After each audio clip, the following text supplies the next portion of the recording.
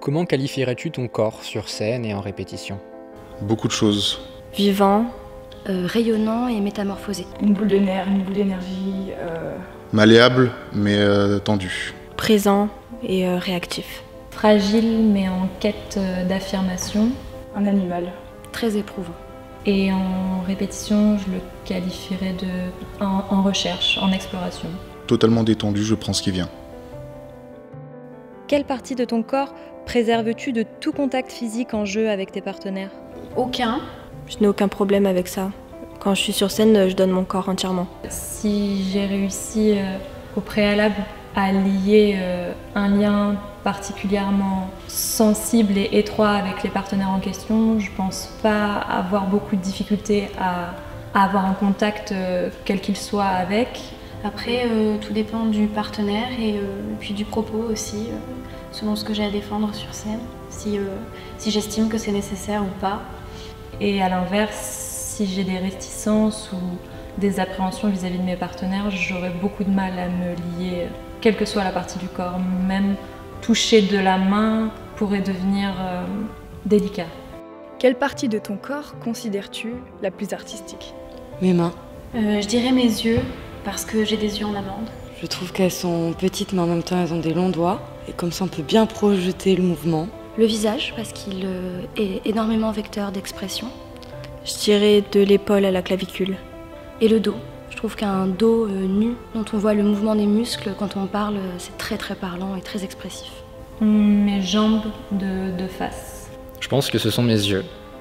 Parce que mes yeux, c'est ce qui va refléter le plus d'émotions, le plus de sensations, de ressentis. C'est vraiment par là que le spectateur va s'identifier le plus au personnage. C'est le regard qui accroche et qui transmet. En tant que comédien, quelle est la partie de ton corps la plus indispensable? Je dirais les jambes. Les jambes, c'est la force, c'est le rapport à la scène. Les poumons. Le regard. Ce serait mon regard, parce que c'est véhicule d'émotions. Je pense que les yeux sont la partie la plus indispensable. C'est là où il y a toutes les émotions qui passent. Quelle partie de ton corps te rend la plus fragile? Ce serait mes pieds, parce qu'ils sont plutôt petits Mon bassin. et j'ai des problèmes d'équilibre parfois, donc je peux perdre en présence. Je dirais mon regard, parce que c'est très difficile de le maîtriser et on donne beaucoup, on véhicule beaucoup de soi avec son regard et il peut se passer beaucoup de choses qu'on n'a pas prévues. Quelle partie de ton corps te donne le plus de force? Les pieds et les jambes. Mes pieds.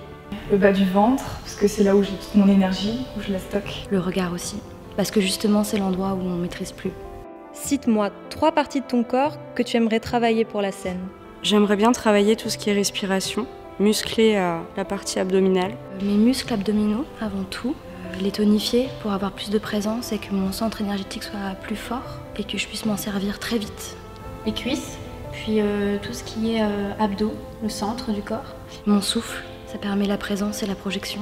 Et les bras aussi. Et arriver à porter la voix tout en gardant un naturel. Et les muscles de mes jambes, aussi pour une question de présence. Considères-tu ton corps de comédien comme un outil, un instrument ou un ornement? Un outil, oui. Un instrument, parfois, mais un ornement, je ne pense pas. Je pense que c'est un petit peu tout ça à la fois. Je vois mon corps comme une grande maison et tout ce qui est vraiment important et nécessaire, c'est déjà dedans. Il suffit juste d'apprendre à s'en servir, de savoir vraiment comment le manier. Oh oui, il a une vie propre. Là c'est clair que pour le coup, je laisse vivre mon corps, il fait ce qu'il veut. Je pense qu'on doit forcément s'imposer des limites et vraiment y réfléchir avant de se lancer comme ça à corps perdu. C'est un instrument, on a besoin de régler les tonalités qu'il va faire, d'apprendre à s'en servir, à le manier, à le porter. Et c'est aussi un ornement bien sûr parce que c'est ce qui va vraiment incarner vraiment le personnage, c'est notre outil principal là-dedans. Ce serait un instrument qui serait constitué toute une série d'outils, comme une grande boîte à outils qu'on peut perfectionner, qu'on peut travailler. Mais je dirais surtout un instrument pour la raison suivante, c'est que pour moi le théâtre c'est vraiment être vecteur corporellement d'un texte. Donc c'est comme si moi j'étais, je sais pas, une guitare prête à jouer, à interpréter quelque chose, une partition. En quoi tes cheveux t'aident à jouer sur scène?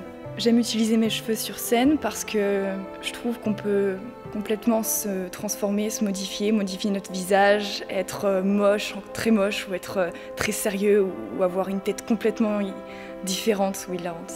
On peut être très bizarre.